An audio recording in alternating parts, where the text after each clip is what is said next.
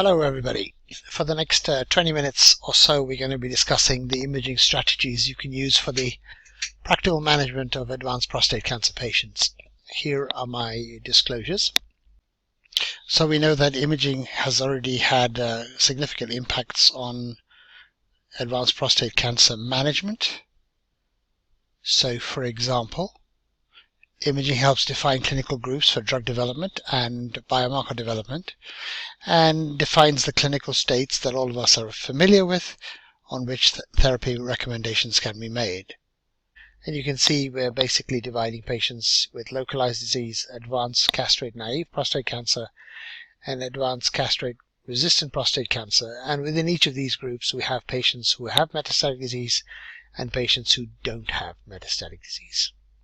We also know that the anatomical location as depicted by imaging is also highly prognostic, adding to prognostic models that predict the overall survival to docetaxel therapy. And this was reviewed recently in this paper by Halabi, where we can see that patients with nodal disease tend to live longer than patients with liver disease, with patients with bone and lung disease being somewhere in between. We also know that androgen axis-directed therapies, when used alone, are more effective in better performance status, and this has been shown by several studies, and of course add lower disease volumes. And this is confirmed by this paper published recently, which showed that patients who had less than 4 bone metastases seemed to respond better to enzalutamide compared to patients who had 4 or more bone metastases. We also know that the presence of high volume visceral or symptomatic disease is an indication for intensified chemotherapy in fit patients, and this was shown by the CHARTED study. Here is the most recent updated CHARTED data showing that patients with low volume disease, that is less than 4 metastases, didn't really benefit by the addition of chemotherapy to ADT alone, but in patients with higher volume disease, defined by imaging, more than 4 bone metastases or visceral disease, in fact they benefited positively by the addition of chemotherapy to ADT, again indicating how imaging can help treatment prescriptions. So if we think about this, we should be pleased at where we are, but in fact I would contend that there are many limitations as we go forward of imaging as we use it currently that leads to poor confidence in assigning both clinical states and predicting therapy benefits. So oftentimes when we think patients have no metastatic disease, they in fact do have metastatic disease, and when we think they have oligometastatic disease, they have polymetastatic disease. I just wanted to show you an example of this phenomenon in this patient who is receiving enzalutamide. You can see at the screening study on the whole body MRI scan, the patient has retroperitoneal lymph nodes, no bone metastases, so the bone scan is normal. At 13 weeks we see a good PSA response. The lymph nodes seem to reduce in overall number and size, consistent with the response, and again the bone scan is normal. At week 25, after 24 weeks of treatment, we can see the emergence of a new lesion pointed out by the arrow, and this new lesion is in the bone marrow. How do we know this is a metastasis? Well, we have 2 prior scans with which to make a comparison, and we can zoom down on the area of abnormality and confirm positively that this is a metastasis, and therefore this constitutes oligoprogressive disease. Now, regrettably, the bone scan and the CT scans remain the standard of care, and so the patient receives 12 weeks more of treatment. At this point, you can see the PSA is still suppressed at week 37. However, we can see an increasing volume of metastatic disease in both the whole body MRI scan, but also importantly, we now see 2 deposits emerge on the bone scan. But as you all know, bone scan abnormalities have to be confirmed, particularly in the context of a clinical trial, before treatment can be terminated. And you can see that another 12 weeks goes by, and we can now see several metastatic deposits in the bones, but again we now document increasing volumes of metastatic disease on the whole body MRI scan. So if you think about just what happened, oligoprogressive disease was documented after 24 weeks of treatment. Polymetastatic disease was confirmed after 49 weeks of treatment, which means that we've had to wait, because of the Prostate Cancer Working Group 3 recommendations, before declaring progression and therefore being able to move the patient on to the next treatment. Of course, many of you will say that bone scans are combined with CT scans, and that probably compensates. Well, that in fact turns out to be true for soft tissue disease, but not for bone disease. So look at this patient here receiving enzalutamide, in whom you see an immediate bone scan flare, but over time we can see improving disease, indicating that overall that the patient has had a good response. Now, if you were to look at the patient's CT scans, you would observe the emergence of new lesions in this particular vertebral body, and this can be misconstrued as being a metastatic deposit, but most of us will recognize this to be a response to treatment because the lesion is well defined, highly dense, with a Hounsfield unit greater than 850. So the bottom line is that the new sclerotic lesion appearing within a bone should not be considered as evidence of disease progression, and obviously other findings have to be evaluated. Now, that appearance can be mistaken for this appearance, which obviously is a sclerotic metastasis. So you can see in this patient the PSA rises from 309 to 509. The patient is increasingly symptomatic with bone pain, and there's of course multi-level loss of vertebral height accompanying the increasing sclerosis in the vertebral bodies, and this clearly is progressive disease. So sclerotic progression and sclerotic healing can sometimes be difficult to distinguish, and one needs to be careful when making this determination. So how can we improve imaging assessments of malignant bone disease? Well, we can use a number of functional imaging techniques that are now becoming increasingly available, and one of these techniques is MRI scanning. Now, it is possible to acquire whole body MRI scans in less than 30 minutes. This Metrad's paper also shows that comprehensive response assessment studies can be performed in 45 minutes in most patients. Now, MRI with diffusion imaging enhances metastasis detection because the images produced are biologically meaningful, and we know that diffusion imaging in fact reflects the impeded water motion caused by increased cellularity. Furthermore, we know that this technology enables us to not only look at the primary tumor, so here for example in the pelvis, but also at bones and soft tissue assessments. Now, it's possible to obtain diffusion imaging of the whole body in about 15 minutes. The advantages are that there's no radiation, there's no injection of isotopes or contrast medium, and we now have published guidelines on how to do whole body MRI scanning with diffusion imaging.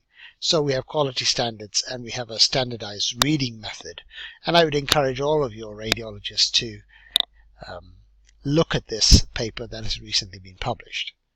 Now, it is also possible to extend diffusion imaging into a quantitative technique that is sensitive to treatment effects. So let me show you an example of that. Here is a patient with castrate-naive prostate cancer receiving 4 cycles of docetaxel with an LHRH agonist and prednisone. We can see that the diffusion imaging indicates a good response to treatment. If you were going to look at the T1 sequences, you would see increasing disease, so you might mistaken this as being progression, but the diffusion imaging clearly indicates that this is response. So the T1 change can be ascribed to a phenomenon called T1 pseudo-progression. Now, here is the ADC changes occurring in the same patient at the same time, and what one notices is that the ADC histogram here shifts to the right side. So here's the pre-treatment histogram, here's the post-treatment histogram. This is the ADC value, and we can see a shift to the right, and this shift to the right reflects the biological phenomenon of reducing cellularity with successful treatment. Now it's possible to convert those signal intensity changes to ADC changes and then back map those ADC changes onto the diffusion images to see where the response is occurring. And here's the same patient showing you the serial changes across time with the same treatments. And again, you see how the red color, which represents no treatment effect, reduces over time. But you can see that at 10 cycles, we're beginning to see areas of progression already beginning to emerge, and then when the patient gets no treatment, you can see increasing red colors indicating that the patient is in fact progressing. But if you look at the next 2 scans, we can see, for example, after 4 cycles of carboxytaxel, 3 cycles of carboxytaxel, we can see that there has been some response. So the yellow color indicates likely to be responding, and you can see more yellow on this examination, but then you can see that after 6 cycles of carboxytaxel, the entire skeleton is now beginning to turn red, indicating relapsing disease. But you can well appreciate that with abiraterone you see increasing green areas indicating response. So how good is clinical assessment at assessing the likely presence of metastatic disease? In fact, it turns out that symptoms and PSA are not good guides for assessing the absence of metastases or the presence of oligometastatic disease. And this paper in 2012 clearly shows that about 1/3 of patients who are clinically M0 are in fact metastatic. And again, you can see in this patient, in whom the PSA is 8.9 following low dose rate brachytherapy, there is clearly polymetastatic disease, when the clinician was clearly expecting to have oligometastatic disease, again indicating that clinical assessments are not as good as we would like. Now, there have been a number of systematic analyses showing the advantages of next generation imaging technologies such as whole body MRI scan, but also including PET scans with choline and sodium fluoride, all indicating that their performance is much better than the bone scan.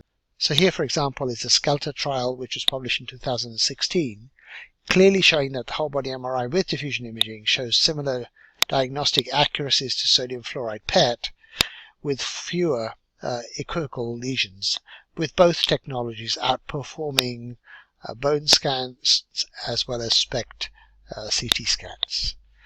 And this was just a further confirmation of a meta-analysis that was published in 2014, again showing superior performance of whole body MRI scans and the fluorocholine PET scans compared to the bone scans. So we really need to be thinking about giving up using bone scans for this purpose. So what imaging tests would we recommend for clinical practice in newly diagnosed prostate cancer patients? These are usually unfavorable intermediate risk patients or the high risk patients who are localized. We now, I think, are quite convinced that bone scans and CT scans are not robust enough for ruling out or ruling in early N+ disease or M+ disease, and a single sensitive modality would be preferable that evaluated both the local disease as well as bones and nodes. And we think that whole body MRI scan could replace both CT scans and bone scans to confirm M0 disease, but we think that in fact PET traces, particularly with PSMA, would be probably more effective, but of course more expensive. So in our setting, we tend to use whole body MRI scans initially, and if this is negative and if clinical suspicion remains high, then we move on to PET scans.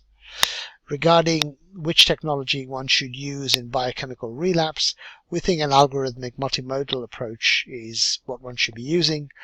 Now, we know, for example, that the sodium fluoride PET scans are going to be better at microscopic nodal disease, and you can see in this patient, this whole body MRI scan was read as negative, but there is a lesion here, but very clearly positive on the Choline-PET scan. So in fact this would have to be ascribed as a miss for whole body MRI scans. On the other hand, if you look at this, bone metastasis are quite clearly depicted on the whole body MRI scan and prospectively missed on the Choline-PET scan. So you can see there are advantages and disadvantages of the different techniques when you come to looking at the likely site of metastatic disease. So what do the guidelines say? Well, a number of guidelines have looked at this. The emphasis continues to be on CT scans and bone scans, but you can now see the emergence in 2016 of a number of guidelines who are now beginning to recognize the emerging role of Choline-PET CT scans, and this has now been incorporated into the EAU guidelines and the NCCC guidelines in 2016. Now, what do the latest discussions show? Well, recently we had the StGallen Advanced Prostate Cancer Consensus Conference, and you can see that to exclude metastatic disease, that only half of them, or well 40% of them, agreed that bone scans and CT scans were sufficient to exclude distant metastases in high-risk prostate cancer patients and in patients with locally advanced prostate cancer. And in fact, you can see a full 50% of the panel recommended one of the next generation imaging technologies, be it a PET scan, which is the more popular, or the whole body MRI scan. So we can see that the majority of experts now consider a new higher sensitive next generation technology as more appropriate to rule out distant metastases in patients who are at high risk or have locally advanced prostate cancer. So which imaging test then for response assessment in castrate-naive prostate cancer?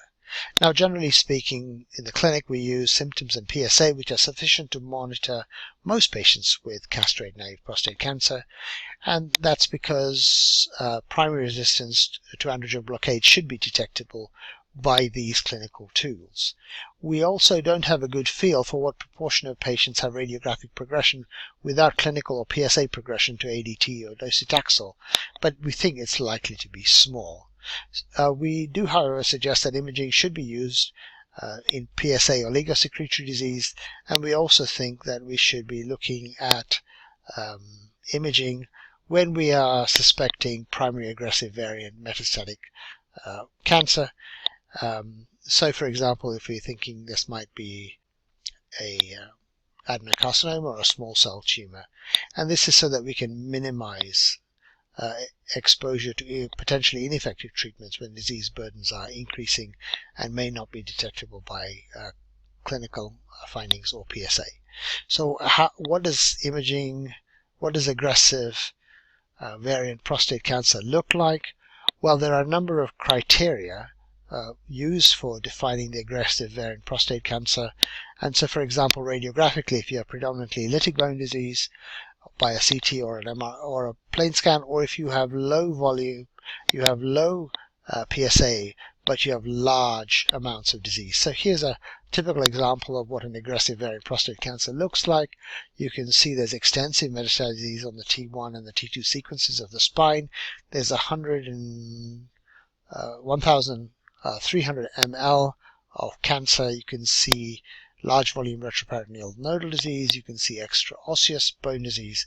This is very typical for aggressive variant prostate cancer. Now, what about the castrate-resistant state? Well, here we think we should stop using symptoms and PSA alone as monitoring tools in patients with predominantly bone disease.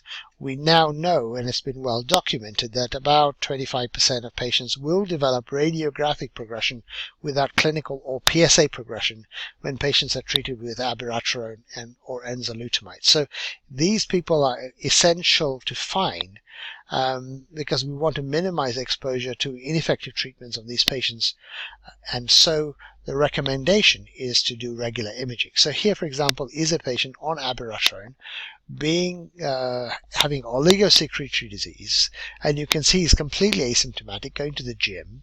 He's got a low PSA. You can see that on February 2014 he is progressing. We call it progression. The My clinical colleagues did not change treatment, carried on with the same treatment. You can see further progression, and here we see that the patient has developed spinal cord compression. So this is an example of how imaging can depict progression when PSA and clinical symptoms are not helpful in the setting of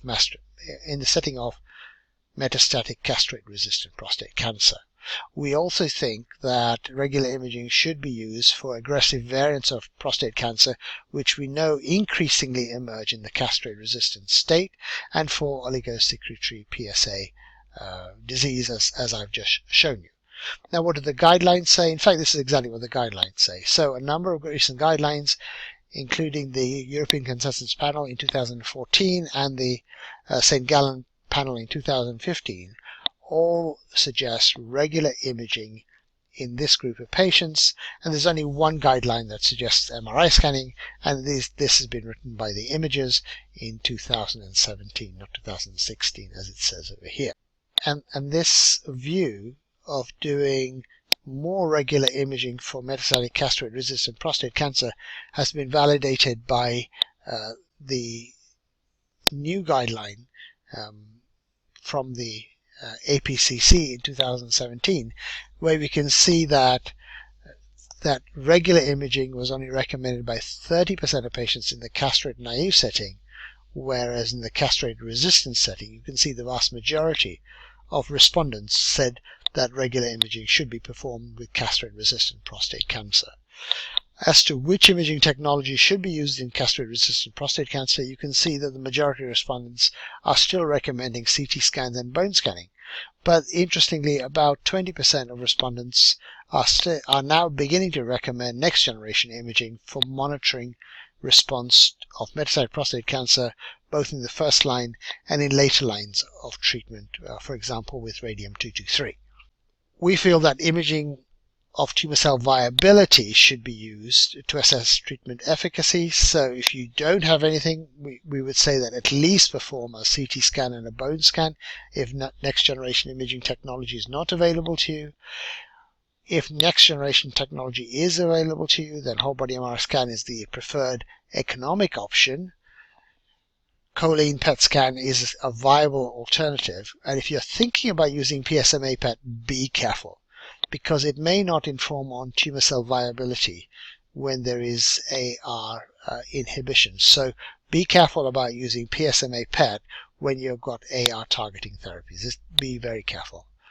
So what we are saying is that new generation technologies enable us to change the way that we look at patients with bone disease. So currently what we do is we look at bone disease and classify patients as progressors and non-progressors.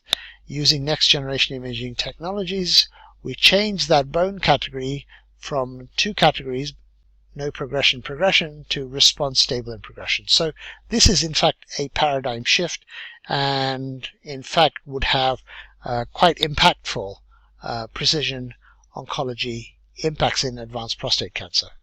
And that is because precision medicine, which includes the right treatment for the right patient at the right time and for the right duration, requires an imaging assessment of disease volume, distribution, and viability, and I've shown you why these are important. But by being able to provide an idea of the response to treatment, it's possible then to change treatments at an earlier time point, so to be able to keep the patient's disease volume as low as possible for as long as possible, by employing a number of molecular pathology directed treatments as we go forward. So here are my take-home points. We feel that modern next generation imaging technologies such as PET scans, whole body MRI scans, can help detect metastases with higher sensitivity than bone scans, and early detection may have positive therapy implications, and I've shown you several examples of why this is the case. We think that next generation imaging technologies can help positively assess therapy response, which bone scans are unable to do. It can only identify tumor progression, and this more accurate assessment of therapy response, including heterogeneity of response, could help in rational drug development and the clinical use of targeted therapies. And we think that next generation imaging technologies for patient benefits needs to be evaluated systematically, and that's our job next. I hope you found this talk convincing, and hope you take up these new technologies in your own hospitals. Happy to get more comments from you. Please leave me a comment below. Thank you very much.